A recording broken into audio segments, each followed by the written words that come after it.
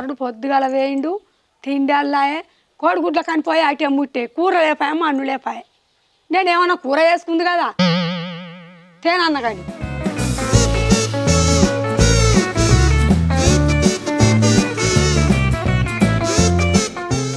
అవ్వా కొంచెం చింతపండు నాని ఉల్లిగడ్డ దంచు. కోడిగుడ్లేదిరా కోడిగుడ్లు బందే నేను చేపలు పట్టుకొని పోతున్నా.